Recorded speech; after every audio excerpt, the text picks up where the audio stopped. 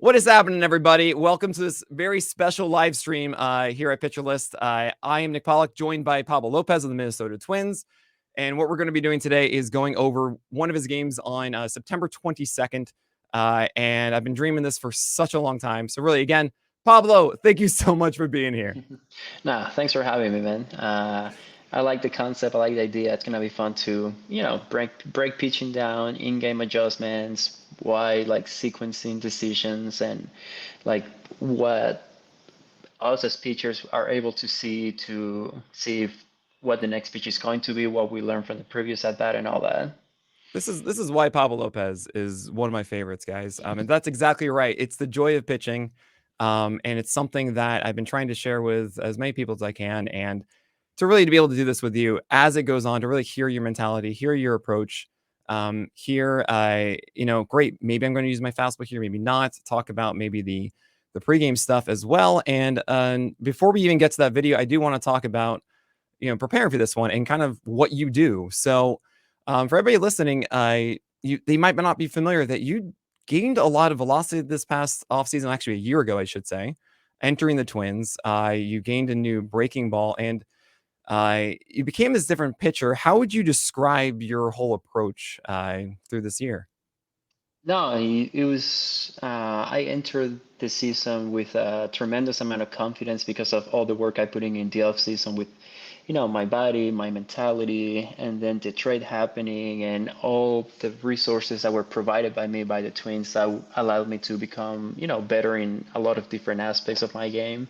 I was already very motivated and hopeful after my 2022 season. And then I found a lot of ways to get better. I went to Driveline for the first time where the main thing I really wanted to break everything down and find out what are the things I do well, what are the things I don't do so well, and what can I do to improve? What can I do to better those things? And then once we dove right into it, and we found specific movements and exercises that were better for me, better for my arm action, the efficiency of my mechanics, the momentum I was gaining on the mound. And then, yeah, we saw an improvement in, fastball velo, which is always cool. It's always great. Who doesn't Yeah, love who doesn't absolutely. love throwing hard, or at least harder? And then, yeah, making the transition to the Twins, really finding something that I was looking for a really long time. Having a reliable breaking Yeah. pitch that I could use to, put people away, make them more aware of different areas of the zone. hmm Like there's so much you could do with the 17 inches of the play. It doesn't sound like a lot, but when you have pitches moving in all kinds of directions, there's endless possibilities. And once we found the pitch that allowed us to go to my glove side, and then that, Yep. it opened many opportunities to sequencing, Yeah. approach, putting people away. Yeah, I remember when we talked in 2020, it was really kind of that search for, at the time was the curveball, trying to really get more comfortable with that. And yeah, that slider, I mean, it's more of a sweeper if I'm not mistaken, is really just opened everything up for you. Not to mention, I mean, adding that extra velocity took this super well commanded fastball that you already had and then just took it another level. And then what made me so happy through this year is you started utilizing that sinker a little bit differently too. It's a great pitch, man. Sinkers are commonly known to be a contact pitch, to be an action pitch. Not Right. everyone throws Zach Wheeler sinker that he gets swings and Yeah. misses, or is strikes a ton of people out with it. But it's a weapon. It's a weapon that, when the pitch is on and you have a good feel for it, you can use it to, get quick outs, get back in account.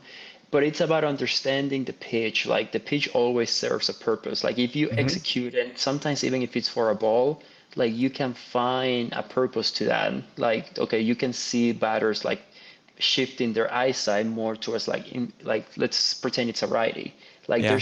They start switching their eyesight more close to them, and then guess what? That makes that buys me some real estate out there. Now Yep. you're looking for inside. I bought myself a couple more inches that way, and that's the beauty of it. Obviously, when I'm on the mound, I want every single pitch to be a strike. I want every single pitch to be perfect. Sure. That that's where the glove is, that's where I want it. But like it's understanding the purpose. Like that piece about movement. It's about like the action. It's about making the batter aware of that movement, that action, that location, and then like Mhm. using it to your advantage when you choose to like go to the other side of the plate.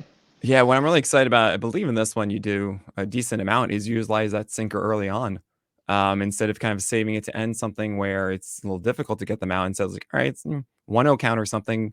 They're not looking for the sinker inside, and maybe I can actually get that grounder to third, Yeah. because you use it in the right way. You use it like 10% of the time, and just inside the right-handers. Oh, and that's the way to do it, Pablo. It's so much better that way. It's a surprise pitch because you have such a good fastball that does not do that, and then they have no idea that that thing is coming, and I think they've got this meaty four seamer, and then they just don't. Um, the other thing I really wanted to talk about is prepping for games. I've talked about it a lot to our community. Is every team has a different way of preparing for a ball game. Some just use some basic methods of saying, good, this guy has a woba against sliders in this area at this. You have a good slide for that. Make sure you attack him like that. And a lot of them is more nuanced as well. I kind of wanted to hear a little bit of that pregame process for you. Yeah, the pregame process, you can make it as complicated or as simple as you want it. I've Hmm. done both. I would say that early in my career, I used to put way too much information in my head. Like when I made it to the big leagues, all those resources were thrown at me, and Yeah, of course. I fell in love with it. I love information, I love data, I love statistics, I love all that stuff. And then I tried to like take advantage of it all, and then I found myself like trying to do too much, like overdoing two things. And one of the biggest adjustments I ever made with notes was I made notes of like places or pitches I can go with rather than the Hmm. ones I should avoid. Like my notes Sure. early in my career, 2018, 2019, my notes used to be all about what like the things that the hitter do so well, Uh-huh. and instead of being like okay, but instead of being what I could do against the hitter. So like to me, I Yes. would say that's always been the biggest adjustment I made with my notes. Like Hmm. my notes are gonna be simple. They're gonna be about what are the places I can go, what are the pitches I can throw, instead of Right. making it like putting myself in the defense, be like this is what I shouldn't throw. I should avoid I this. love this so much. Uh, Work with yeah, your strengths, not no, don't try and do too much. Do the thing that yeah, you do best. And when you say your absolutely. notes, by the way, I think some people are like, what do you mean your notes? You have extensive notes. Yes, yes. I do have extensive notes of every single game. I do pre-game notes on, Amazing. yeah. So the day that I'm pitching, I do so much that what I try to do is the night before the game, I try to like predict what lineup I'm gonna be facing. So like I try to Hmm. like look at their past games against righties, how they match like the players up, and then like I try to come up with my starting nine. And then obviously, not all the time I'm gonna get it right, but that way when I Sure. show up to the field the next day, I only have to write one or two dudes. Hmm. And then it's just using all kinds of information. We get all kinds of notes from the analytics department. Have access to, I mean, all the video you can imagine, Yeah, of course. all the websites like True Media, Game Plan, and then Hmm. it's all about choosing the right amount of information.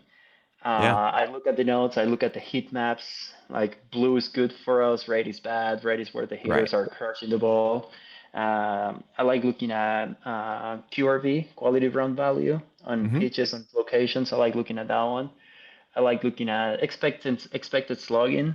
Sure. Obviously, like slugging and average are not like the deep like statistics and all that, but I like looking at that one. Just a little bit of like all stuff, Yeah. and then it's about really finding how to start and how to end an at bat. I try to keep my Right. notes like the places I can go early, the places I can go late. The in between, I try to do it in the moment. I try to listen to the game.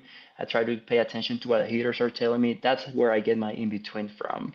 My Yeah. notes give me an idea, early in the count, this pitch plays, late in the count, this pitch plays. But what do I do in an 0-1 count? What do I do in a 1-0 count? 1-1, 2-1, like those in between counts, I try to use my eyes, and the catchers, they prepare as much as we do too. So it's also about trusting what the catcher's calling. But then like when you have an understanding of like if he's reading something that you're also reading, that gives so much more conviction to the pitch that you're about to throw. Yeah. Oh, I love all of that so much. And is there, are there certain times where you're like, okay, this guy, I know what we're doing. I'm attacking him with this kind of thing, and we're not really going to move off of that. Or is it more of just like, okay, I think likely it's better if I do this, but if I'm seeing something else, I'm able to pivot. Do you find yourself being more rigid or more fluid with it? I find myself being more fluid with it. Hmm. Like, there's guys that it can be a spin party. You're gonna spin Yeah. him a ton, which usually means that they're always on the fastball, they're always on the heater, they're hunting it. But like sometimes you see people just very late on fastball. Maybe you have a good fastball that day. Maybe that guy's just a little off with his timing. Right. And then like once you like speed him up, then like you have to like realize that you're gonna show him something that it's a little more towards the bat speed that he's showing you in the Hmm. moment. So it's all about the conviction, really, though. Like Yeah, of course. if you know he's late, but like you're gonna move on to a different pitch, just throw with conviction, try to go to a good spot. But a lot of times we do get hurt that way. Like you Hmm. see someone that's late on a heater and then you give him something else. And because Yeah. it's not located perfectly, you give yourself less room for error. You don't have as much wiggle room because you either sped him up or slow him down and you're just matching his bat speed. Yeah, that's a great point there. Actually, a really quick question from the chat I'm seeing here is, it's something to think about when it comes to game planning and being fluid with that. Did you find any sort of impact from the shorter time with the pitch clock that you couldn't take in as much information and really plan as the at bat was going on? So I was still obviously before the game I was planning as usual, but Yeah. like in the moment I had two pitch clock violations this year and they Hmm. happened because I kept shaking to get to a pitch I wanted to. Yeah. And it happened when no one was on base, so you can't step up. There's no timeout, there's no Right. stepping Right. up. So like I got with a violation, so I started using the pitch code myself. Like Hmm. if I knew exactly what I wanted to throw, get to it. Yeah. But I think I'm guilty of I shook, and when I saw the clock was at 3 seconds, I threw a pitch I didn't get to the pitch I wanted to throw, so Yeah. like I threw another pitch and then yeah, so like yeah, the clock does have a little impact on that, so that's Right. why it's so important to be on the same page as your catcher Yeah. because Of now, course. now you have less time, you are not able to shake your way to the pitch you want every single time. So like being in the same page, like you let Hmm. him know like this is what I've been working on, this is what works for me. Like if you see that I'm missing to like my arm side, give me more play. Like let's Yeah. use the Right. movement Right. of the pitch and then like give me more play, shift yourself a little bit. So I'm big into the relationship between the pitcher and the catcher. I think it's Oh one of the yeah. best ones in the sport. Like they get to know you like no one else does on your team, and like when that is like dynamic and it's flowing, you can see like there's no shaking. He knows what you want. He knows what you're Yeah. thinking. Oh man, I could not agree more about that. I mean, you guys are on the same team and you're on that island and you need that catcher to be there with you. It's so important. Makes you feel so much more confident too. And I honestly believe like with what Ali Rutschman's doing with the Orioles, that's a huge impact. Of you can see his leadership with that too, and that definitely makes a difference for them. And I don't know how you could ever live without a pitch comm on your own. How could you? No, I want this pitch. I'm not going to do a pitch violation because you're not getting it right. I need that right away. I There's not know. a single moment that I would be without a pitch comm on the I know. mound I personally. realized it too late, but then at least not that late. Oh man. So we're gonna get to this now, and guys, everybody watching right now, bear with me. It's the first time we're doing this, but I'm really excited about it. I hopefully I'm gonna get this up right very quickly inside of this. We go 1, 2, 3. We got it, and I go back to this. So here we are. We have nope. I got to do that. There it is. Beautiful. So this is the game on September 22nd. I'm so honored to have Pablo here to just work through this with me. And we don't know what the flow is. We're just going to figure it out. And we're going to go to, so we have this first batter here. Tell us just kind of your thought process entering this. What are you going to try and attack him with? Well, I do remember that's the guy that got drafted this year and got called up the same season, which I Yeah. mean, just that itself, it's pretty cool. Hmm. And he had like a 20 some game streak going into the game. So the guy takes his walks, that the guy puts the ball in play. Like he's not there to like really chase a ton. So you just want to attack him. You want to get after him. You want to set the tone. And I mean, first pitch of the game is as important as it gets. You want to set the tone of like I'm coming after you. Right. Like I'm gonna try to like be on the hunt, be on the attack. Try to get ahead and stay ahead. Have So you like, ever thrown a non-fastball first pitch of a game? oh, I did it so many times this year. Yeah, it's so good. I'm telling you, there's so many batters that try to feast on them, like George Springer and Ronald Acuna come to mind. Yep. Mookie Betts has done this. Altuve. Uh, be ready to just take them down from the very beginning. Yep. And there's nothing that makes me happier than getting a whiff on a non-fastball first pitch of the game. Because Yeah. it just says like you think you had it on me and you don't, and you just set the tone forever. So we're gonna kind of work through this one, and there's I would imagine lefty here. Generally, this means that, okay, you want to attack them inside with four seamers, maybe get a over the plate strike, and then with a curveball, and then generally change up down and away to put them away. Is there? Do you find yourself using many sweepers? Would you say down and in? Are you developing that skill for the back foot slider? So this actually that's funny because this is my first off season with the sweeper. So Yeah. like I know I have still a ton of room of improvement with the pitch, and like I remember this was late September. Like I knew it was about time to start using it more like early in the count or behind in the count. But at this point, I know I have a lot of other weapons. At the time, I trusted more weapons to like attack. Like I knew the Hmm. fastball was in play. I knew the changeup was in play, and like we were just gonna like use some play, get ahead, and then just figure out once you can't strike anyone out with zero strikes. Like Right. you can't strike anyone out. You have to get to two strikes after that. Then we see like what we go for, to put away. Cool. All right, let's do it. So, 6 innings, first couple pitch of runs the allowed. game.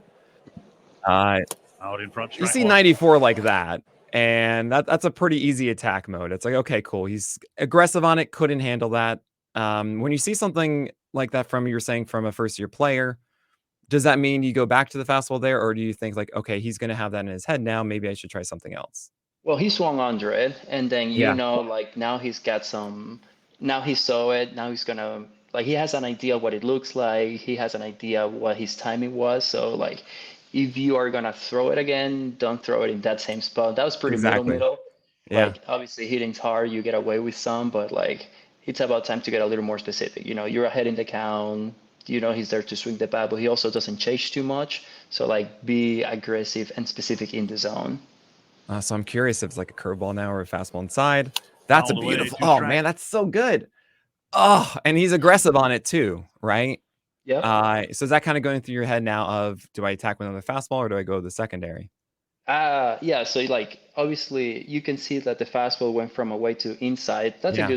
That's a great 0-1 pitch, like dotted Oh, inside. The only oof. thing, like, if you choose to go with a fastball, the only thing you have to do is use that triangle. You went here, here. Now you have to go here, Absolutely. Right. or use like a pitch that starts on the same height and then it Yep. just drops down, which is in my case against a lefty would be the changeup. Of course. Yeah, and that's where, if you are going to work with a sweeper this offseason, that would be the fun stuff to do to surprise them.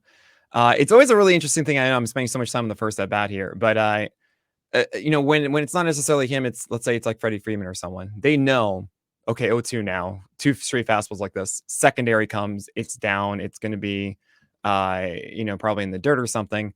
There are those fun moments, of course, that if you go the extra element to throw a changeup or something like that, then that says, oh wait, it's a fastball. Wait, no, it's not. That kind of stuff can be really fun. Well, we've seen a Let's see lot what you went with starts going to here. go. Third pitch of this Two one, strikes, 0-2, and good you way to are go. going with the breaker. And another foul ball. Now, obviously, not the one that you wanted to go with. Another one I wanted to go with, but like he hadn't seen it. It was aggressive enough where it was like 85. It came from the same tunnel. Hmm. And then like that's not where you want to throw it, but because it's so early in the game, he hadn't seen it. And like, okay, like he was able to put the ball on the bat on it, but like he didn't do any damage with it. Yeah. Now you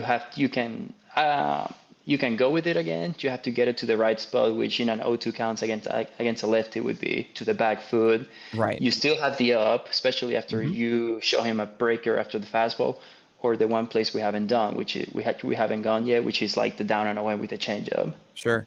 Yeah. The my thought process of this is I see an 85 that let's say he was actually sitting on that. Generally, 0-2 count where you're super aggressive and trying to protect, and you're thinking maybe not fastball, and your timing is at 85. This is not going foul. This is going heavily in play. And if I see a guy foul that off, I'm like, oh man, all right. I gave him the greatest gift of an 0-2 and he can't do that. Then like, all right, if I throw this under the zone like I was wanting to before, I don't think that he's going to be able to hit that. That's where my head goes. But honestly, you can throw whatever the heck you want now. I mean, you could, if you get this, if you get a fastball upstairs, that's great. If you throw a slider downstairs, let's see what we get. Oh, beautiful. Oh, that's the good stuff. That's like classic Pablo. That's like 2019, the Marlins, like there it is all day. Oh my gosh. Well, right. It's actually a little bit surprising that it took you 4 to throw a changeup to a lefty. I think it's because we took let me go through my notes. I have my notes for that game there. So that was September 22nd. This notebook is so cool. I gotta say, Pablo, I love this so much. And that's Chenuel, right? I don't know how to pronounce his name correctly. Chenuel? I don't know.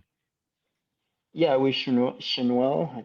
I'm sorry. I'm sorry if he's hearing this and he's hearing me butchering his name. Yeah, so it's really off speeds down. So obviously I got away with the sweeper in the zone, but then once we chose to go with the other off speed, just get it down. Right. Yeah. And I mean that's perfect. It's but strikes. I don't make those noises unless it's real. And that was insane. So first pitch, you have a righty up now, and is that the sinker inside? Yep. Yes, it is. Love that. I mean, this is perfect spot. You want this right on the inside edge. You get someone who's aggressive to foul that straight back. That is that surprise pitch. After throwing that one, are you inclined to move to something else, or are you thinking, no, I can probably get this in again? Because it's that early in the game, I would be more inclined to just expand to the exact opposite side of the plate. Sure. Because if I choose to throw another sinker, I know exactly how specific I have to be. He was on that. Obviously, he didn't follow it up straight back, but he also didn't follow it up to the first base dugout. So he was somewhat on it. He's aggressive. He's always on the heater. So it's okay, let me just try to cheat his eyesight another way. He's already aware of inside. Mm-hmm. If I try to go deeper, he's probably gonna take it. He's gonna recognize it early. He's probably gonna take it. So let's just move on to the other side of the plate. Yeah, that makes sense to me. There's a part of me that thinks that if you get a four-seamer to match off of that, it would look like the sinker coming in, and then it would stay on the inside corner. But I mean, you throw a breaker now, you change his timing completely. You throw a curveball, first strike, super first strike, down and away. You could even take advantage. Maybe he's showcasing that he's aggressive because he's swinging that first pitch. And that's where his timing is. So you can probably beat him out of the zone. So, but I mean, it all starts the most important pitch here is what is the pitch that gets the first swing? And once you get that, then you're able to understand their flow and be able to take advantage of it. So, that's such a good weapon, Pablo. Oh my gosh. Next one. So you have a sweeper. You're trying. I imagine this one was supposed to be in the zone, correct? Or are you actually trying to stay out of the zone on this? So 0-1 count. You're trying to get to 2 strikes. Yeah. You wanna have it in the zone, but you also don't want to make it a cookie. Of course. You want to make it competitive, and I'm fine missing there. In an 0-1 count, that's a pitch that someone could someone could swing at it. In this case he didn't, but it serves a purpose. Absolutely. Aware of inside, his eye shifted. He didn't swing at it, but he knows that we're gonna be playing this game, and now it could go either way. Right. There's no right or wrong answer. But the best part is normally it's between 2 pitches inside of an at bat, but the thing is you have the weapon of the changeup, and when he thinks he's back onto a fastball, it's a changeup, and it's so fun. When you throw a pitch like this, are you thinking more about getting it away, or are you thinking more about getting it down? More away. More away. Yeah. Cool. Good stuff. All right. So here we are. It is a 1-1 count. Trade that seems to have helped both teams. 1 and 2. Because he thinks he's going back to it now. You think that it's the game of every other. You just completely messed them up. I mean, you see that swing, and you're not throwing anything in the zone next pitch, are you? Yeah, you see that swing, and I mean, you can go back to that spot, or because he didn't commit fully to it, he somewhat recognized it. So that's when you have to be careful. He couldn't hold on. He ended up pulling the trigger on that, but he didn't fully commit. So at some point he recognized the movement when it started. So now you have to be okay, if I go into this pitch, it has to be too fine, close to the zone. I can go inside, I can go up and in with a four seam, or just or giving something that starts where that sweeper starts and then comes back this way, Sure. which in my case Absolutely. is the sinker or the changeup. Right. I'm curious Yeah, where you're he's going to go really with, settled. because I mean, I think with the more advanced 1 and guys, you 2. might go change up here. So you do a backdoor change up. Yeah. Was the intention to be a backdoor one specifically, or was it to be underneath the zone? It was more to be backdoor. Yeah, nice. Because like I said, like you saw the swing on the sweeper, like yeah, like he wanted to swing at it, but then he recognized so like that's not Yeah. gonna be in the zone. So like I mean, I'm not a hitter, but like like I get to study hitters a lot, and Right. I would say he didn't swing the bat because he saw that ball starting where the previous pitch started, and then he thought that the ball was gonna turn to my glove side like the Mhm. sweeper, and then it ended up coming the other way. Right. And it's interesting because I actually don't see too many pitchers throw backdoor changeups. It's mostly a sinker or two seamer. But you do get a lot more movement on that changeup, and you're utilizing it like that, which is, I don't know, that's really incredible. And also not seeing it at that speed, because even if he thought it was coming back at that speed, probably would still be ahead of it or at the end of the bat, ending the Yeah. bat either way. So that's awesome. Love that. All right, so now you've taken out two guys with changeups. Clearly, it's a changeup day. Swing and a That's the miss. four seamer, not the sinker, right? Yeah, that's a four seam. Right. So utilizing that, if you get that swing, what's your first instinct on that? Is it a sinker further inside, or is it going off speed now? I would go back to it, but it would Mhm. also depend on the batter. So that's Yeah, of course. Drury. So with Brandon Drury, I I mean, that's such a have. perfect up and in four seamer, especially when he's aggressive. He still can't get to it. So like he kills balls down, Hmm. and that includes sinkers. So like sinkers have to be like Yeah, too fine located, and like with that kind of swing, like I'm more inclined to go back to that spot. interesting. Yeah, so right. So because of Drury's skill of saying, "Hey, look, I hit balls low," even though there might be a situation where you stay, middle height inside or so, that would be all right. It's riskier because he does well at the low one. So you're like, you know what? I'm going to push that kind of aside mentally. Going to try and attack him with four seamers upstairs mostly. Yep. Cool, love that. So that's the merge that I love between kind of your notes before, and you get that pitch up and in. And Drury's the kind of guy that I call it the Mookie Betts rule, I guess, is you throw it past him, he isn't able to handle it, and you throw it again, and he makes a good enough adjustment. That's not a hard hit ball. That's a little flare to left center field, Yeah. and you can't really do much about that. It's like a perfectly spotted pitch. Can't do much about that. Yeah, but that's Drury. Like, it kind of makes you think with him. He's such a good hitter. I don't know. It's tough to get a guy like him. Yeah. Now pitching from the stretch, do you normally find you need to get into a groove? Like, I've seen guys before, the first pitch they throw in the stretch, or the first couple at bats that you're not quite there. Do you feel really comfortable inside of it? I feel pretty comfortable. I mean, in my pregame bullpen, I throw 4 pitches from the windup, and then I move on to the stretch. Mhm. Like I go straight to the stretch. Like you said, like it's a little harder to get into that rhythm because you have to be mindful that you have to be quicker to the plate, that you have to hold the runners, control the running game. So like I try to get a lot of reps in the pen.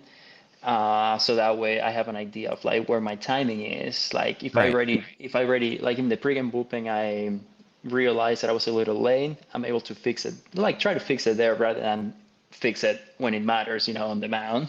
Of course, yeah. Well, absolutely. So all right, so let's go through with this. First pitch you go with is a changeup. So I assume in the notes you're like, okay, this guy's aggressive on a fastball when there's someone on base, or just in general. Yeah, aggressive on the fastball. Off speeds down. Yeah, there you go. It's that simple. There's also a general understanding when there's a guy on base the first time. Beautiful. I mean, that's the cool thing too. A lot of pitchers I've seen, they throw a changeup and they miss the first one, and they move away from it because they either don't have confidence in it, or they also feel like they just showed something so that the batter is now you don't have the advantage against them. And you're like, absolutely not. I'm going to throw exactly the game plan that I had, and it's going to be effective. Beautifully done right at the bottom of the zone. Yeah, I mean, you didn't show him your good one, so like you don't know where his timing is. Yeah, great point. And you see that. I mean, it's like he wants heat, so you don't give him heat, right? Yep. Beautiful. And there's a sweeper underneath. So So now, I mean, like he has to be thinking he's not going to get heat, but does that matter? Do you just throw another slider again, or down and away out of the zone for another whiff, or do you play that extra game of going to another level of going to the fastball instead now to show him something he hasn't seen yet? You could throw that same pitch, like you could, and actually you should. Yeah. But like sometimes, like if you get a little too picky, like okay, I've shown him 3 off-speed pitches. He hasn't seen my fastball. I don't know where his timing is. Like let's try to sneak one by him right now. And if I'm not mistaken, I think he actually ends up hitting this ball pretty well because I try to snap a fastball by him. Spoiler alert, Pablo. Pablo's going to use that again. Yeah, so there you go. So right, so there. Diving to his left. Farmer that's a flips the fantastic second. play. That's a 97-mile-per-hour fastball upstairs. That I mean, it looks great to me. That is not a bad pitch. Like that's a fantastic pitch again. But this kind of goes to the theory of like, right, a guy's going up to the plate looking for a certain thing, and they're going to sell out for it all the time. Yep. And even though the story that you just showcased was like, no, I'm not going to give that to you, and you really should be protective of it. Doesn't matter. He wasn't even defensive on this. He like hard lined it nearly up the middle, right? Like 107, probably. Crushed that thing. Like, how did he do that? That's up and in at 97. But it really does speak to the point of sometimes, you know, I've certainly been like, oh man, we throw another, you know, you can't really throw it now because of he's going to be on that thing. Like, no, just make him prove that he can't yet, right? Yeah, and like this is like one of those things, like you have to remember that going into the next at bat, like he was on that thing after like we slow him down with 3 consecutive off-speed pitches, and he was able to put that kind of swing on a fastball. Then like that already puts it on my memory, like okay, this guy can do this, you know. Absolutely. Oh man. All right. Yeah. So you're not going to do that again. We'll talk about the next time up with him. So now you have second inning now, fresh inning, first pitch sweeper, fouls it back, and you see the aggression on a breaking ball is rare to see to start at bat. Yeah, which is like sometimes why first pitch fastballs in an inning, it's like a little like we're shying away from it a little bit because you're so used to like, oh yeah, you're just gonna start an inning, set the tone, and you know, like next thing you know, it's a double. And like now you're from the stretch with the guy on second base. So it's just beyond the attack with your good stuff from the get-go. Definitely. I mean, that's a great first pitch to get a foul ball on that too, but it says don't throw another breaker there. And that's perfect. Oh, yes. Oh, it's been so awesome seeing you utilize that sinker like this, because this is an 0-1 count where if you execute like this, which you're so good at, right inside, you either get a ground ball to third for an out, you get a foul ball, and you get to strike 2. Like it's so rare, especially after seeing that and then they swing at it, for this to be handled in any fashion. That's a beautiful pitch, Pablo. Thanks, man. Oh, that's like not enough pitchers do that and effectively. It's beautiful. So now, I mean, you can do whatever you want. My joy would be a changeup underneath now, but I'm not sure what you go with. Not sure either. I don't remember. Well, we'll see. It's a good place to be roster-wise. You tried to. Okay, yes. Better. Right? Because I mean, he just, you know, he's thinking about the slider away. He's thinking about that he's not on the fastball at all, and then he would think like you're trying to sneak one in. 4 innings. It feels like in a bat you can kind of throw anything, and you do another one, and you see that fell off down. Does that make you inclined to say like he just missed it, and I could probably get him with another one, or is it that I need to try something else? Well, if you look at where that changeup's located, that's down there. And like, he's got some long arms. His barrel stays through the zone for a long time. So, and that's like in the inner lane. So I would be inclined to go back to a fastball. The one that he hasn't seen, which is the four seam. You know, he hasn't seen that movement. I haven't attempted to climb yet. Yeah, right. So like, that's the message I would get from a swing like that in that situation. I mean, seeing Adele swing at 3 straight pitches to me is like, you can't throw anything in the zone right now. He is so ready and jumping out of his shoes for something. So I'm curious what we get now. If it is a high fastball, hopefully not in the zone. Upstairs for strike 3. See? Yeah, he's done. Easy. Let's move on. Green. Love it. Walsh the batter. Love it. I mean, that's, you know, the stuff that you can do when you have command of the things, you know, of your arsenal. Is fantastic. And of course, you know, you missed that one out of the zone. Is there something when you see something like that, that was an up and away, not just missing high, but also arm side. Is there something mentally that you think about after throwing that to make an adjustment? It's about whatever mental cues you can tell yourself. Like like whenever I see like that kind of miss, like the first thing that comes into my mind is that my arm was a little late. So Okay. I go back to the way I feel when I break my hands. And Sure. then like I Okay. tell myself like give yourself more time. Yeah. So right. So when you see that, because there's a couple different places that you could assign the problem, right? It could be, as you say, for you, it's, hey, I gotta get that arm out of the glove faster. For some, it's, hey, I need to make sure that I'm pushing off a little bit harder, or Yep. keeping my shoulder closed a little bit longer, right? Or, Uh, as long as it's something, honestly, I would tell my when I coached, I would tell the catchers anytime they saw some bad pitch, they would just give some random advice. It doesn't need to be the right one, but just as a pitcher, you just gotta think about something, and then normally the muscle memory fixes it. So, uh, when you see a pitch like that, do you want to throw the same one again and actually get it right, or do you want to go to something else? I'm perfectly fine going with something else, but Hmm. like obviously if like the catcher calls for a fastball and like we were trying to go up for a reason. Right. Like we know that's the place to go with the fastball. So like if I hear again, I'm perfectly fine going with it. I just know what the adjustment has to be in order to make it a little bit more competitive. Sure. So let's see what we get. So once again, it is leaking to the right. That is supposed to be inside. I love the approach of that. Uh, and so Yes. again, it's Season. same kind of mentality of like, hey, cool, I got to make another adjustment with it. You go with a Farmer gets slider the second hop. inside the zone, ground out to 2 second. down. All three of those were arm side there, right? Yep. And is that again, is that kind of conversations going on in your head at that moment of different things that you're going through to make an adjustment? Yeah, so I went from missing arm side way up, like Right. non-competitive pitch. Then I got it down, and it leaked a little bit, but it was, it was striking. You want to get in Right. the zone, you want to get back in the count, and then we go with the 1-1 slider. Yep. So like, that's a leverage count. You want to win it.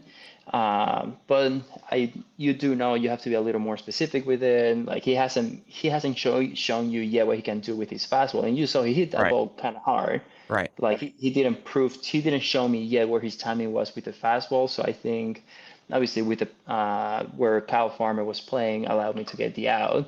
But Mhm. like yeah, like I think the message I get from that at bat is like, like fix your timing up a little bit. And like yeah, I saw those three misses going to my arm side. Like there has to be an adjustment to make sure that I'm hitting that glove side lane. Yeah, no, that makes all the sense. And also with the with the lefty, like we talked about with the righty, you're throwing that slider and you're thinking more about getting it away than you are low for that one. Is it the same thing with a lefty, or are you thinking more about stealing that down area for them as opposed to just kind of keeping it away from them?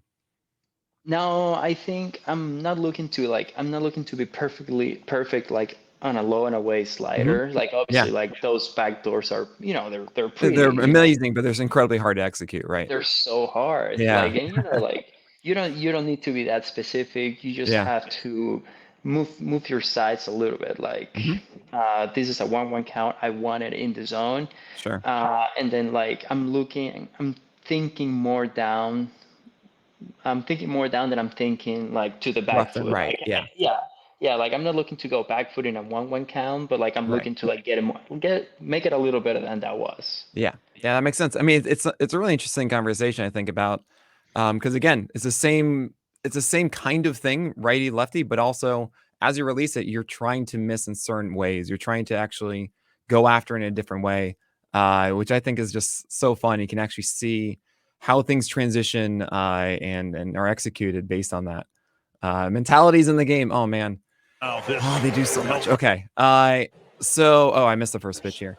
right before the We trade have deadline Grichuk up, rather than and Grichuk, of sellers. course, can take CJ advantage of a Cron's on the fastball, and you don't roster care. too. He's on the bench, but You're he just also sinker right in there. I mean, imagine, of course, I was trying to be arm side, but I also think that Grichuk is so used to a first pitch breaker that you could sneak in a fastball there. Yeah, yeah. You want to use the plate. You want Yeah. to use the plate. You want to get it in the zone, and depending what you see, you move on. Like he didn't swing at a middle fastball. He's not gonna let it go by again. So like if we choose to go with the same pitch, get it to a good spot. Right. Cool. So after this, I mean, put 0-1. everybody on waivers.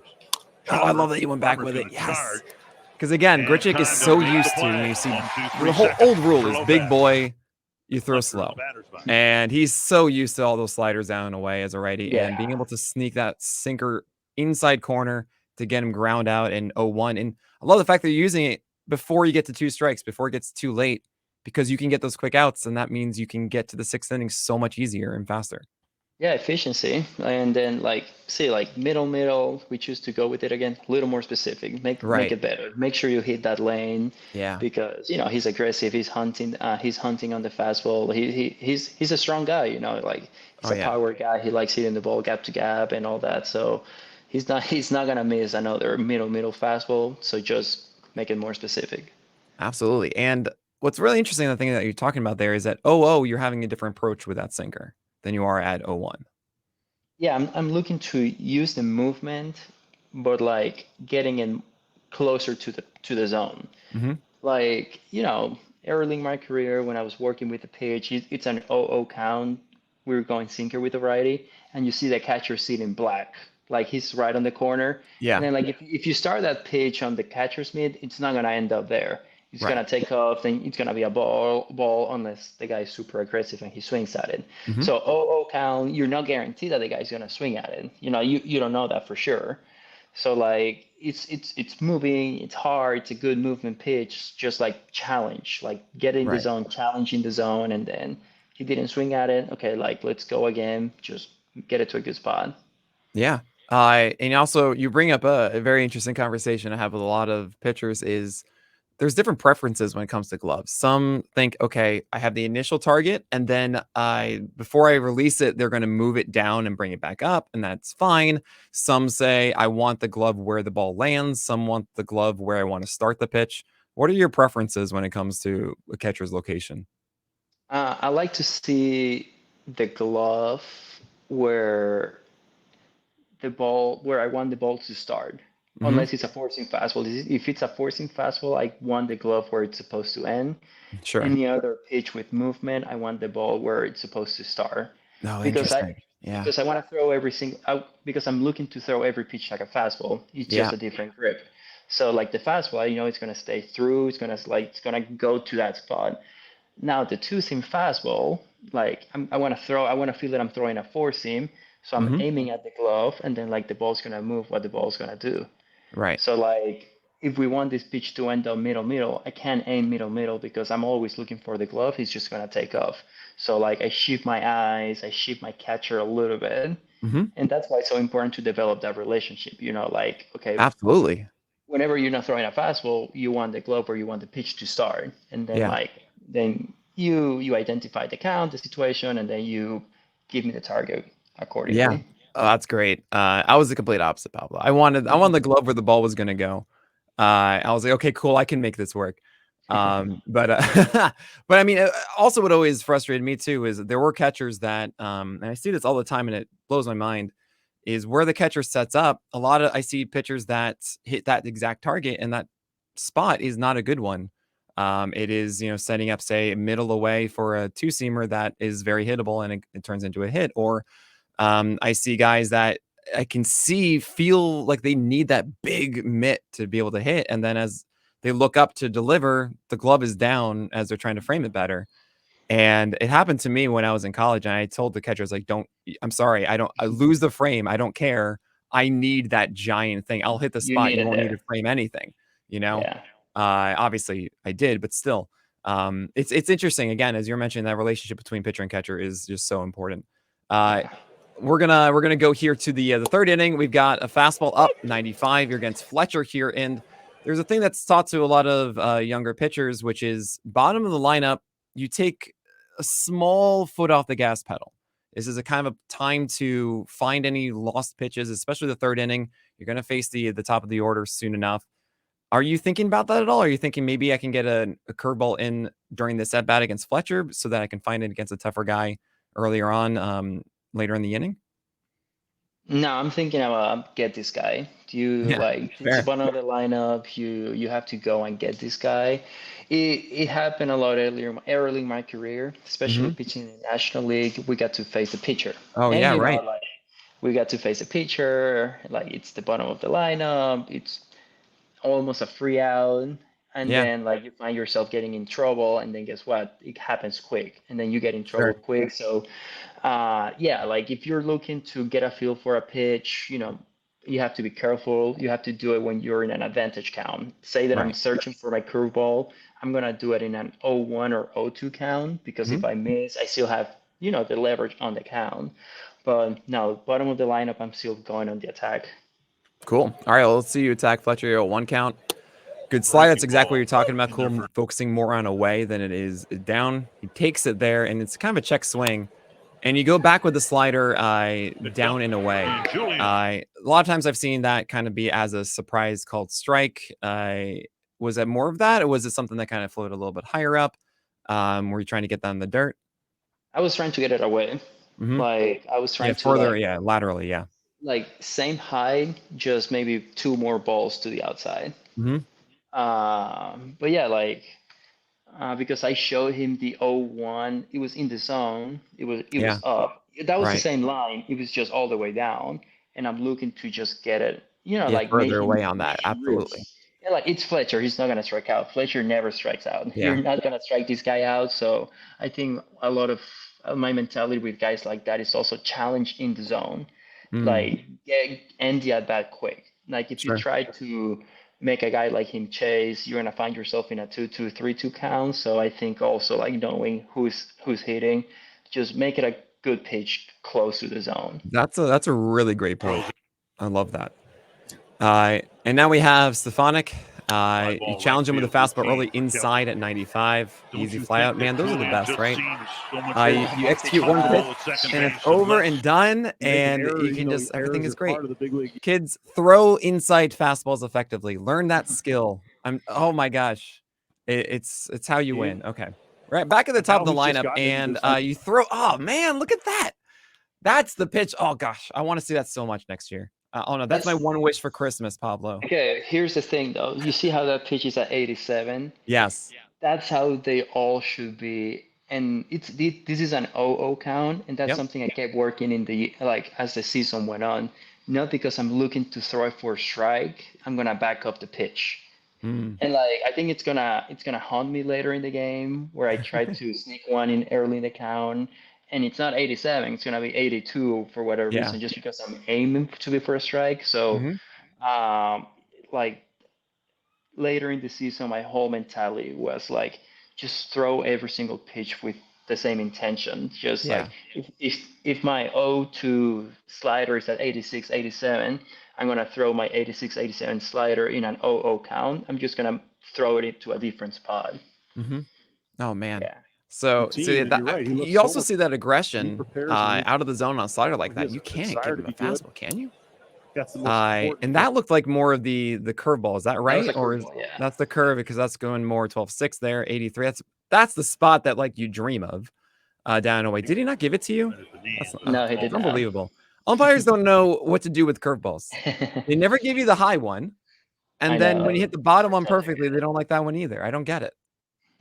It's well, we'll get the challenge system. Don't worry, it'll be fine. On a daily basis. You see, then he's passive on that one, which might suggest that he's going away from us. So you try and go up and in with a fastball. You missed with that one a little bit too high. And after that, I would imagine you go back to another heater. No, right, of course, you have this amazing change. Why wouldn't you throw that into 1 count? Do you find yourself doing that a lot into 1 counts, trying to go away from a heater there? It depends. Like obviously we show him one in the first at bat. It's a pitch we got him out on. He struck out. So I mean, if there's a good time to go back to that same pitch, is that it's a 2-1 count. You don't have to give in. Just like it's a good time to like pull the string and go with that pitch. Yeah. I mean, that's the perfect one, because you haven't even shown it to him. Again, a lefty, and it's fun that like it's easy to forget that is such an amazing weapon that you have against lefties, because you've been so comfortable throwing not changeups against them for a while here. So 2-2, you see that aggression down and away. It looks like you're setting up and in here. And that one makes it a little bit more, I think, down than you were intended. Still executing something around the edge, and you got the out. I think we were trying to front hit him with that sinker. We were trying to front hit him. it wasn't perfect, but it's still, 95 with a decent movement. So we were able to beat him a little bit because he was thinking away with the changeup. So he's like, okay, maybe he'll throw it to me again because he got me out with it in the first at bat. I looked early, like I have to protect, that part of the zone at 89. And then like you show him 95, he reacts to it, but he gets beat a little bit enough Right. to, get an out. Yeah. How long have you been doing the front hip sinker? Ever since I share a rotation with Sonny Gray. Ah, there you go. So he was like, absolutely, we got to do this thing together. He pulled you Oh my aside God. and told you that. It's just so cool watching people that do like that, and they get those strikeouts and like the batter just looks like, man, like Yeah. those are pretty cool. Oh, that's so fun. I mean, you hear about that stuff all the time. Like someone joins a team with someone else and it's like, oh my gosh, wait, I have that pitch now. This is the best thing. No idea that you learned that from Sonny. That's so fun. That one in particular is interesting because you had the changeup that had a similar movement profile in the previous one, right? That he fouled off. When I saw you set up and in, I thought that would be the four seamer to keep a different aggression on it, right? It's something that's not as similar to the previous one. But then again, like if you can execute a front hip sinker, then like okay, everything's cool. All right, let's see here. So we have next inning now.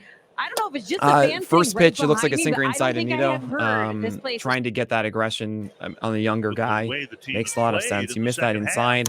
You follow it up with why another not? sinker. And this is an interesting one. So here we are. So Pablo, that was a Is that a sinker or a four seam? Oh, I don't know. I assumed it was trying to be a backdoor sinker after the you know better than I do, of course.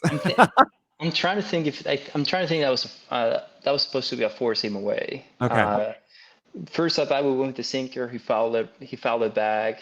Second at bat we go first pitch sinker again. He didn't swing at it. It wasn't that far off. So I think we were just going like, okay, like let's back in account with a good four seam down and away. Yeah. Okay. Cool. So you see him not swinging the first one and then swinging aggressively in the second one and not actually be able to handle it is encouraging, right? I mean, it makes you feel like, okay, cool, I can just kind of throw whatever I want there. See him also foul it away. Tells me he's looking inside too, especially considering that wasn't like the most away thing there was. Yeah. And that's 96. You're trying to spot that four-seamer up and in there. Yep. Now we went. Okay. And I will tell you that last win in Cincinnati with a right. four-seam. So now, I mean, 2-1 count. If my theory is right, you're not going to throw a fastball here. Yeah, it's going to be a slider here because you're like, no, I'm not going to give in to the 2-1 fastball stuff. And he passively takes it because he's established that he's looking for a heater at this point, right? He was looking for a fastball. Like he saw that and he wasn't going to swing at it. Right. Really nice break on that one too.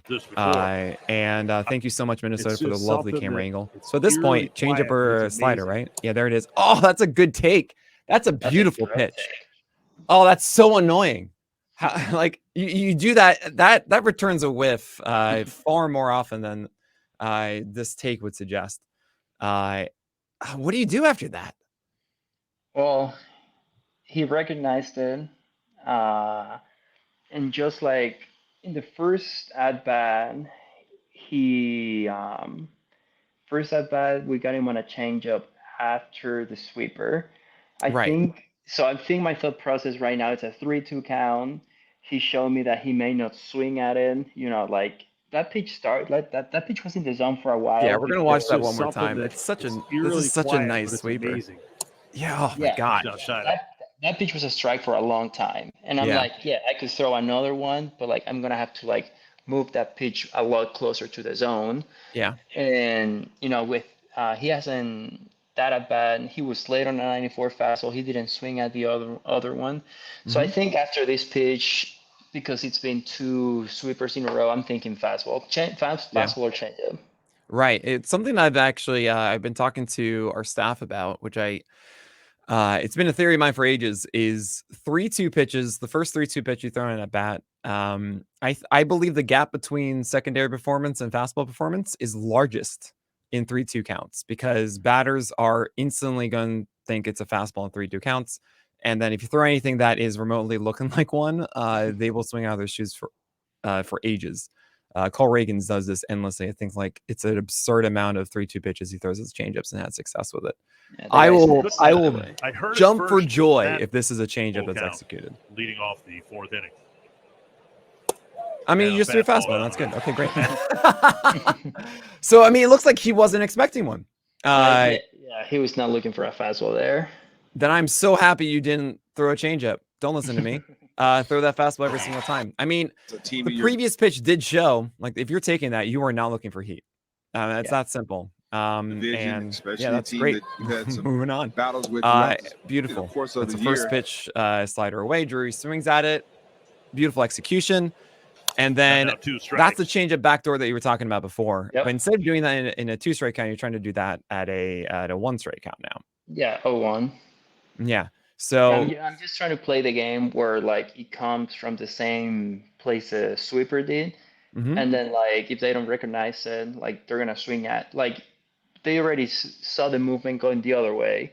right. So like yeah, I mean I could go back to it, but like I think with Drury, I remember Drury with Cincinnati. I think I got him on a changeup once. So yeah, so I had that changeups are always open. I thought the changeup is a good option against Drury. So like it's a good opportunity to throw one, especially if we play the tunneling game with the sweeper. Well, it's interesting because the changeup goes against one of the things you mentioned about Drury, which is that he's really good at low pitches, right?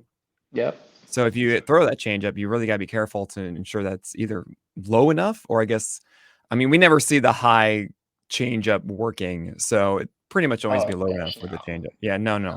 I think what Only helps MLB this the one show, is guys. playing- Okay. What helps this one is playing it like it started in the same place as sweeper did, and then obviously it didn't sweep, it came back. Right, of course. So you see that. You see also aggression onto off speed. You would be inclined to throw an off speed pitch here, no? Yep. To Drury. So we got 0-2 pitch here to Drury. Clinch. I remember in 07. And you throw that sweeper again. And that's one of those that I feel you didn't give him one that would really be competitive for him to showcase what he's looking for, right?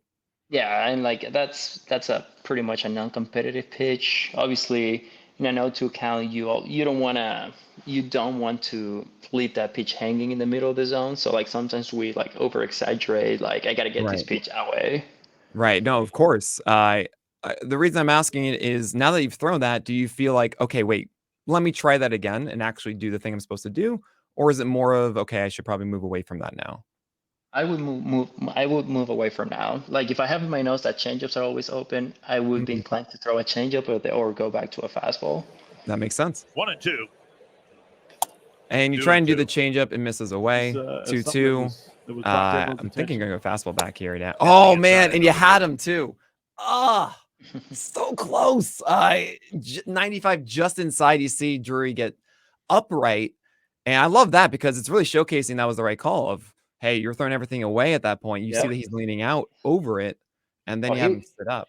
Yeah, he was leaning because like based on his reaction and how close that pitch is to the zone, that means he was like way out there. Man, that like it makes me happy and sad at the same time because I was like, it's right there, but it was the right thing. Now it's kind of tough, right? Because again, 3-2 count. He also, if you go back there, you remember, well, that's where he got that flare in the first inning. Yeah. Changeups are always open. I would imagine 3-2 changeup would be the call. To Drury. And you get him, beautiful. Changeups are always open. Yep. The latest shirt from Pablo López, everybody. Beautiful. You get it inside. You get him done. Moving on. 4th inning, 2 outs here. First pitch. It is that backdoor changeup again to a Hoppy. And I got to say, I think you're the only pitcher I've really seen to throw that backdoor changeup like that as a righty to a righty. Anytime I think about changeups to same-handedness, it's always down and in, right? It's always in that almost that danger zone, and you go just past it. It's so tempting. A backdoor changeup like that, I think that's really cool. I don't even see lefties, I don't think, do that to lefties. So yeah, that would be uncomfortable. Yeah, I see in the chat, Kyle Hendricks. Does Kyle Hendricks do backdoor though? He's got 2 different changeups though. I think he's got great point. Yeah, I think he's got 2 like different ones. I don't know which one it is, but the ones he throws to righties, I don't know if that's the one that has that little like running action, or the one that goes more straight down. But I do know he's got 2. Right. Oh man. All right. Backdoor changeups. Look at this. So there's a sweeper, and you're Playoff trying to get that one another- more in the zone at 0-1, I would think, than trying to get a whiff, as that one was more down in the dirt. Yeah. Yeah. So at 1-1 here, you're going Foul. with another changeup. And you can see he's very far ahead of me. Fouls it down the left field line. Foul. So you see that again, he's still looking heater even in this 1-1. And Play chess. are you going to avoid the fastball That here at little 1-2? battle within the game. I wouldn't necessarily avoid High it. fly, left center and deep. Walker back. As he was a changeup in the Drag, he middle gives ish. way. It was not as down as you would want. Fly it out to left center field. Probably skipped your heart skipped a beat. A little bit, When you yeah. saw that, just a Even little bit. right It's now. kind of the end of the bat. It's fine. Even right now, a little bit. I But yeah, I mean, I like I said, like I knew what he was capable of doing with a fastball well located after Mhm. off speeds in a row. So like in the back of my head, the moment I hear changeup, I'm like, yeah, I'm like, let's go with it because like with the fastball, I would need to be a little too specific, hit this and this and that, X and Y. So let's go with the changeup that he was a little upfront and just as big league hitter, talented, made the adjustment and he hit it decently hard. but he got enough on the end of the bat because it was a changeup. I Odell, mean, it Jared looked like it was the Walker. right call, but even though that was, if he's looking for that, that is going to be hit even further, I think. Yeah. So this is why so I think we to picked a hear. good. Yeah, this is why I think we picked a good game today because up to this point it's been cruising. 4 Yeah, innings, right. 49 pitches, and Oh man. this is how quick things can happen in baseball. So like, we like we don't realize how quick some things can happen based on sequencing, putting people on base for free and all that. So like these are the games that happen a lot of times. Like you're cruising and then you hit that one bad inning. That inning that there's a lot of stressful counts. So like Sure. this is the cool stuff to talk about. Like Oh, you, I this- can't wait. these are the games you go back and look and like this is how I need to get better. Like obviously Sure. I hate watching the games where like I do stuff that allows the other team to score runs, but you have to suffer through watching those to get better, man. Well, that's of course. That's always in the failures, right? What Yeah.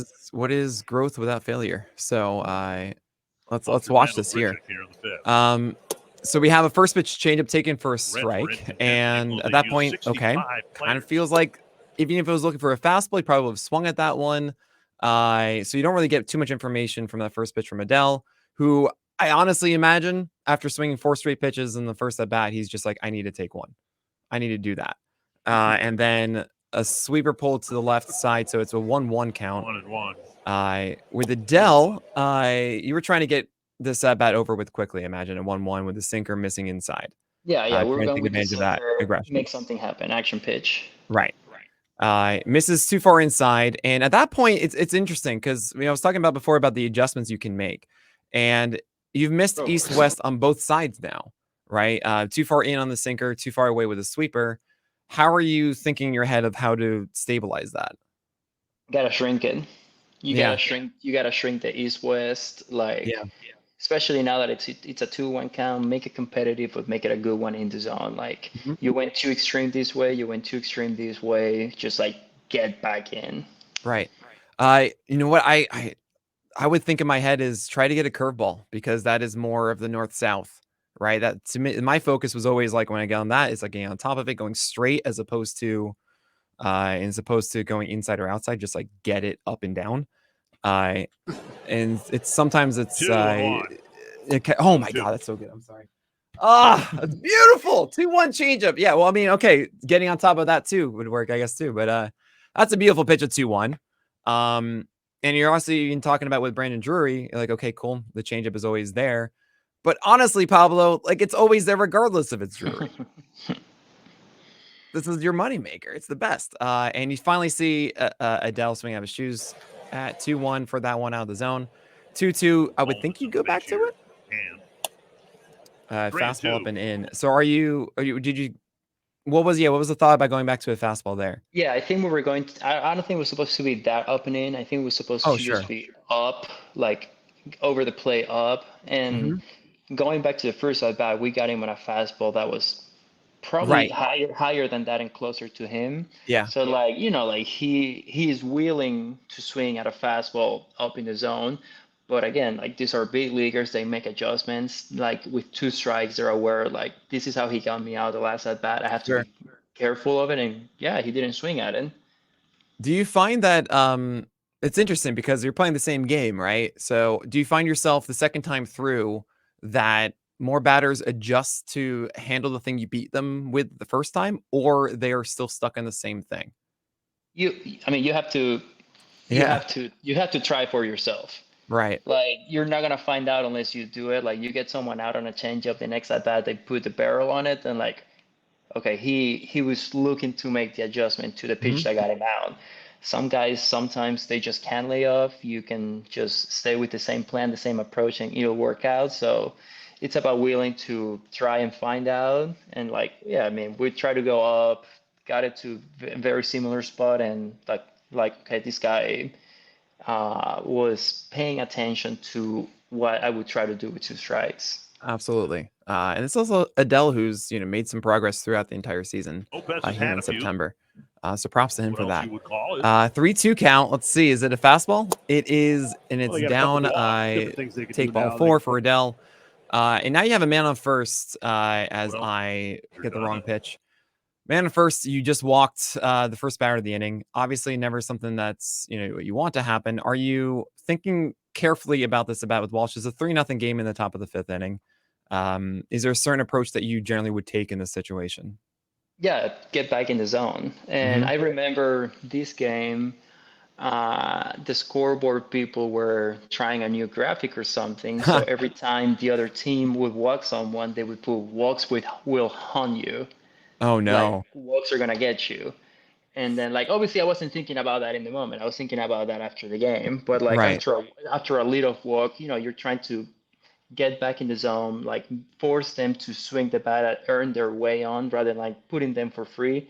So you just want to attack. You want to be in the zone. You don't want to fall behind. You just want to, like, make something happen. Obviously, best case scenario, you're looking for a 4-6-3 to like get 2 outs Sure. with one pitch. And when you're thinking to yourself, like, to get in the zone, is it okay? That means I gotta go fastball now, or do you think No, something not else? necessarily. Like, whatever pitch this is, just challenging the zone, and especially Yeah. Walsh. Like, Walsh, I play against him in the minor leagues. He's, he can make damage when he puts a bat on the ball. He takes his walks. Like, Right. he's got a good eye. He recognizes good pitches outside, inside or outside of the zone. So especially against a guy like that, you walk someone, you got a selective guy on the plate now. Just like, get back in the zone.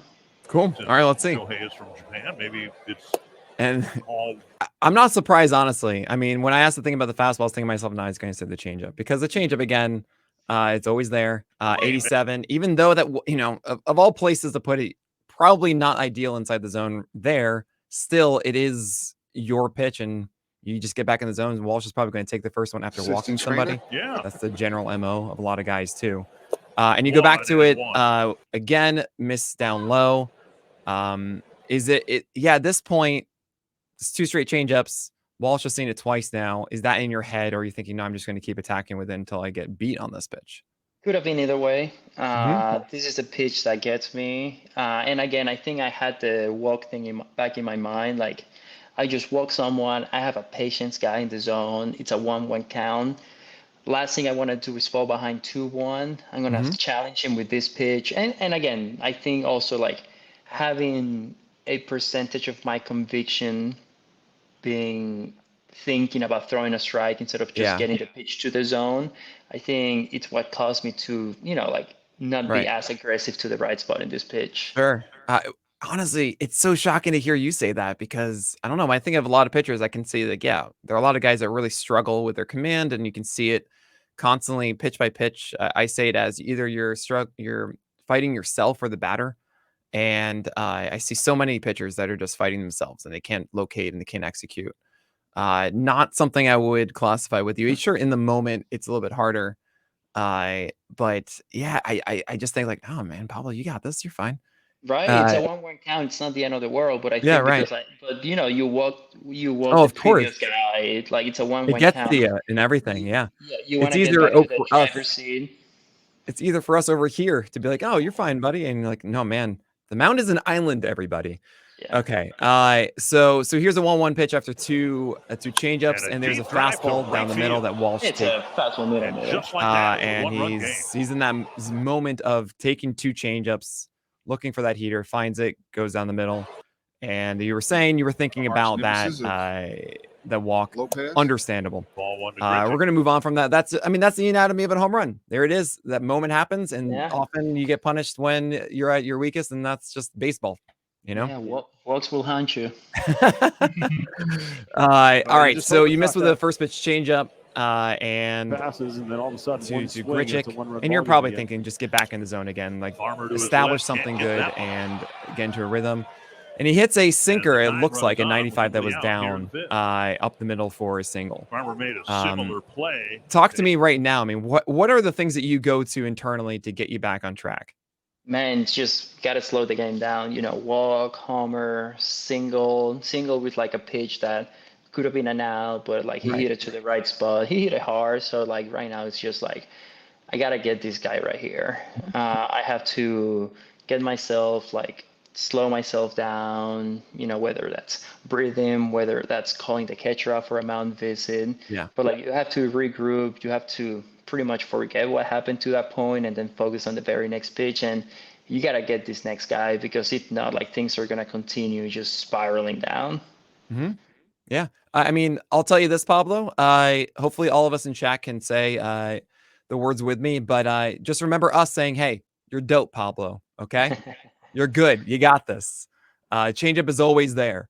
But no, I mean, there are times I've also seen guys in that moment feel like they need to get their confidence not from their bread and butter. That would be, I think for you, be your four-seamer and your changeup, but something new even. Say like, look, let me try something else for a moment and feel good about that, so that I can get into another rhythm. And it's not just like me getting beat by that one thing, right? Because that was two fastballs, I think, in 3 pitches that just got hit. I would imagine there would be some inclination to be like, all right, I'm going to throw more sweepers here. I'm going to throw more curves or something like that. Yeah, you hear that often. Like sometimes you don't have a feel for your fastball, and like throw a different pitch. Like throw a different pitch, like regain that, like, you know, like that good mechanics, that feel, regain that feel for being able to throw strikes with a different pitch and then come back to your fastball if that's the pitch you're missing with. Like, yeah, pitches complement each other. Like especially if you see that, you know, they're on the fastball, like why not move up to something else? You know, we work on other things for situations like that. Cool. All right, so here we are, man on first, 1 out. If I do this correctly, I'm good at tech, I promise.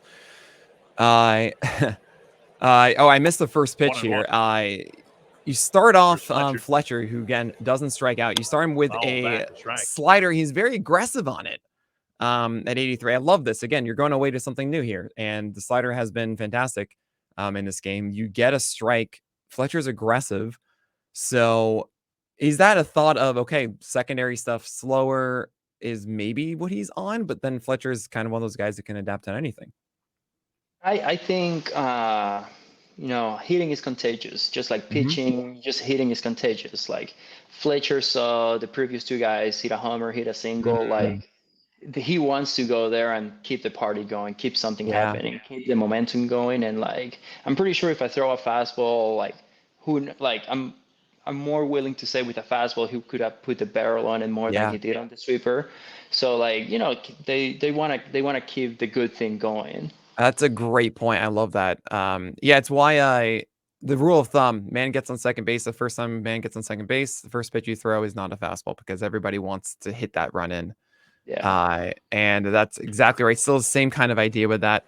And as we saw with this 0-1 pitch, it's a changeup down at 87. Not a bad pitch. Honestly, I think that's exactly from what you're saying. They want to keep that going. You want to take advantage of that aggression. And Fletcher's, man, how's he spinning on that back door? Changeup, maybe it hadn't been established the 2 directions enough at that point. But I mean, that's a solid pitch if you ask me. Fletcher says no to it. And at that point, you got to go heater, right? Well, it brings to mind. Yeah, you go 94 sinker inside. He fouls it off, and that's a very defensive one too, which is kind of surprising. Yeah, it's a very defensive one, but again, like he likes to play that game. He likes to pepper the ball the other way. He doesn't strike out. He's always putting the ball in play. So any other batter, you can be like, I can sneak this one by him because he hasn't shown anything. A guy like him, you just have to know it's about mixing and matching all the time, because if you get caught up on the whole "I'm gonna strike you out" thing, you're gonna end up in high leverage counts. Yeah, are you thinking right now to this one too that that you're trying to get double play here, or are you trying to actually put him away? I'm thinking to end the at bat. I'm gonna make this a good pitch, but like I'm not gonna try to make you chase because I know you won't. Yeah, so I mean, I'd say go back to it, honestly. 2 fewer. Oh, that's such a man. Fletcher, He doesn't strike out. He doesn't swing at that.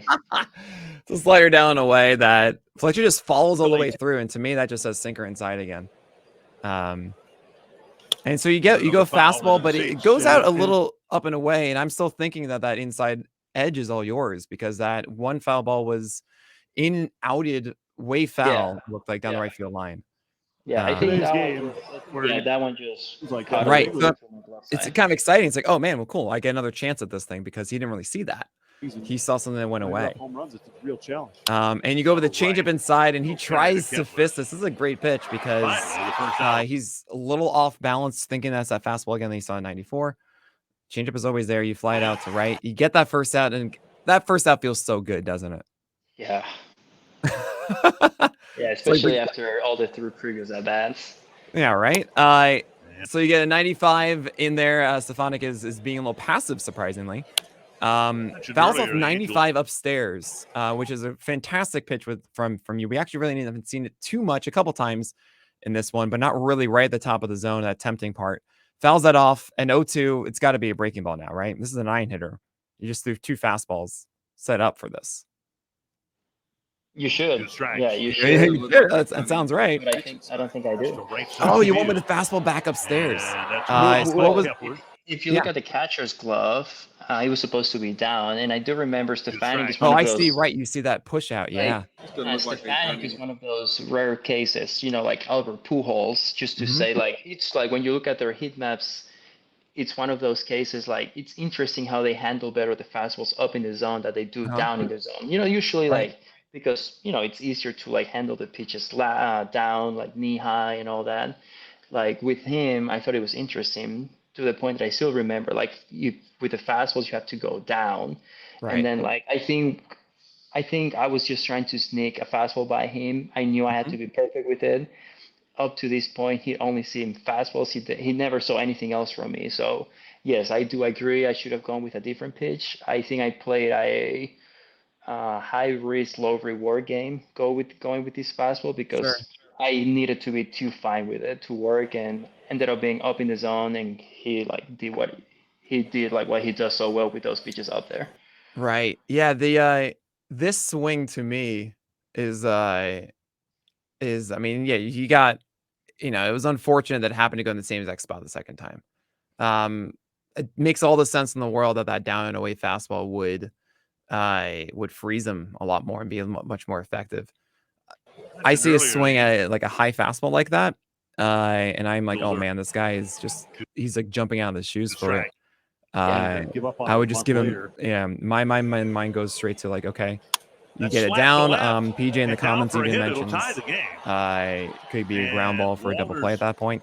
And here this is interesting because normally this works. This is Shenuel getting a slider, a first pitch. You have a man in scoring position. Now book says you don't throw a fastball.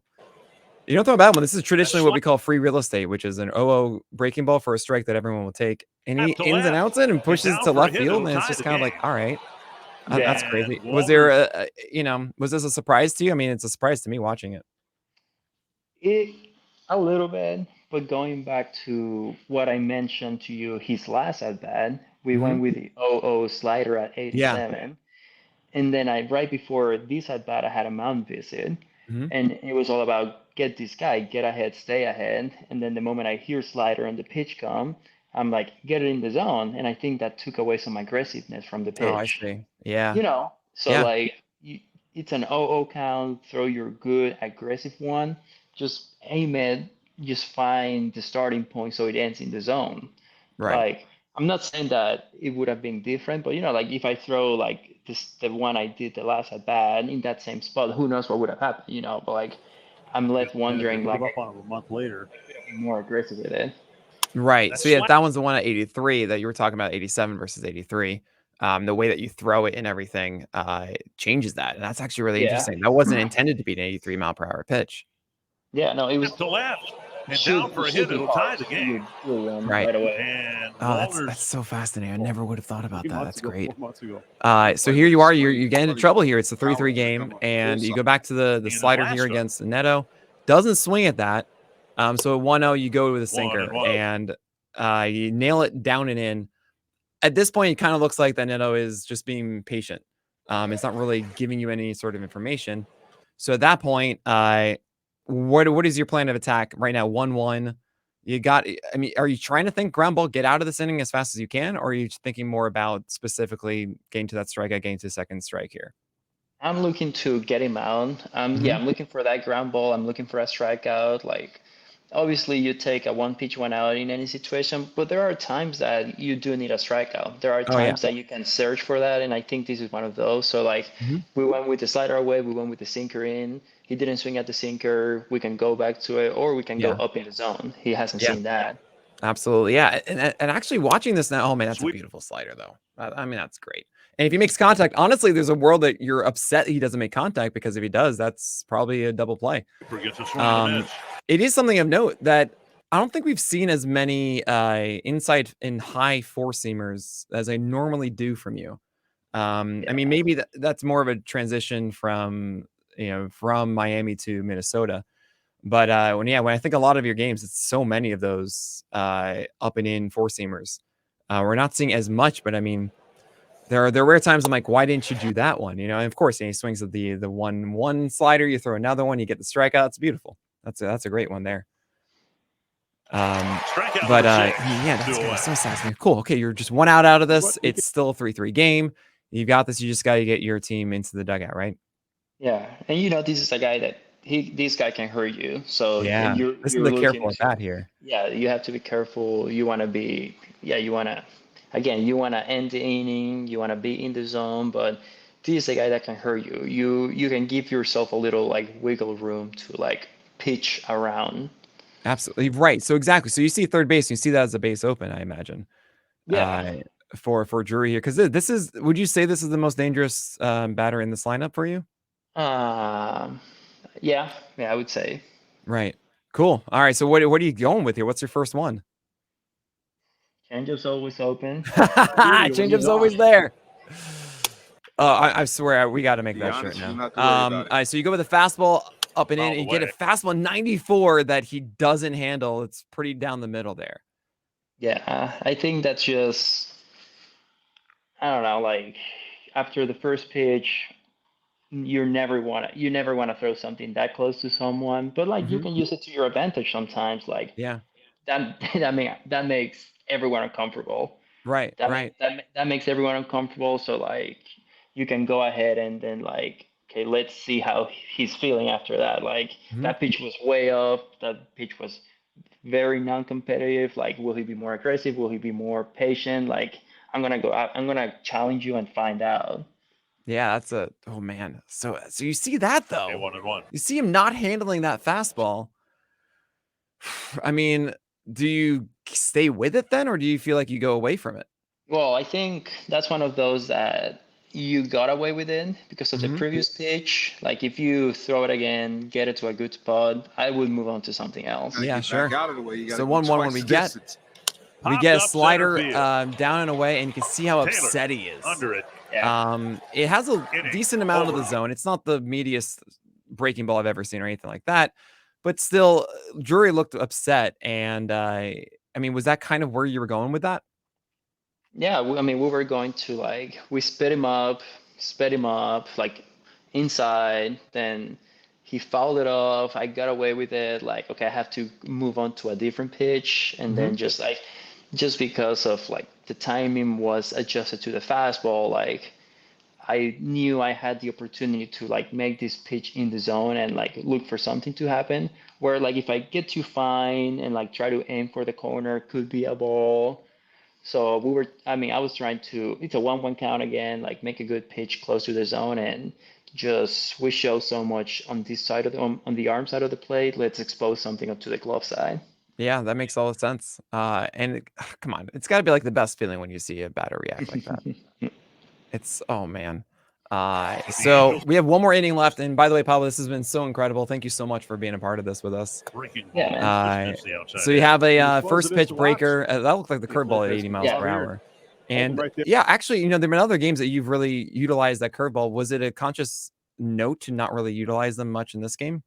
I think we knew sweeper was better for like that specific lineup that night. So obviously we still had it if we needed to use it, but I think going into the game, the plan was leaning more with the slider.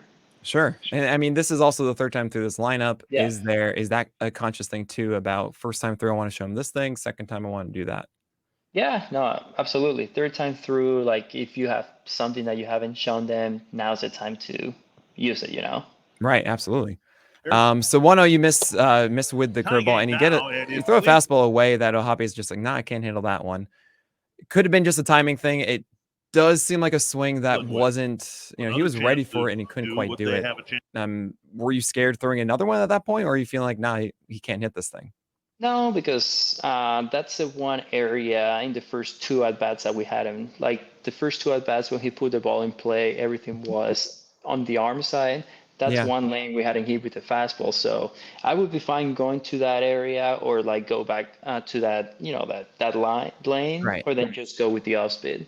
Sure. Right now, which is to so you go with the slider. He's beat actually by it. He's surprised by it. He puts up his arms, which tells me that he was thinking that was going to be a fastball inside before the sweeper comes back over. Yeah. Which is just to me, I still get a smile from that, even though you got a ball, because you knew that you made the right choice.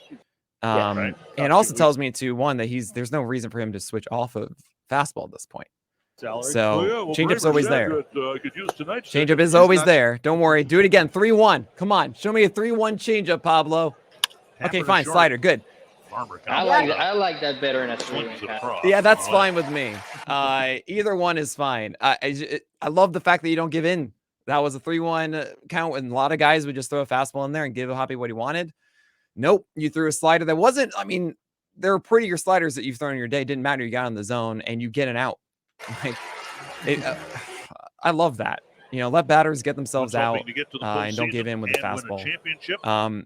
That's annoying too. Oh, because you had him. The way that Adele just was starting to swing and he pulled it back. Do you see that and think, okay, I throw another one here, or do you go with something else? Well, I know that sinker's an option there. I just have to get it a little closer, you know? Right. Like he was committed to that pitch, half of the time. Like that pitch is 1 or 2 balls closer to the zone. He's swinging at that. Right. So that just lets me know, like, this is a pitch I can work with. Just, you know, get it a little closer, shrink it just a little bit more. And you're observing this too, right? You're paying attention to all of this and adjusting the sequencing based on that. Yeah. You read swings just as much as you read takes. Yeah. Oh man, reading swings I think is the best part of this game that needs.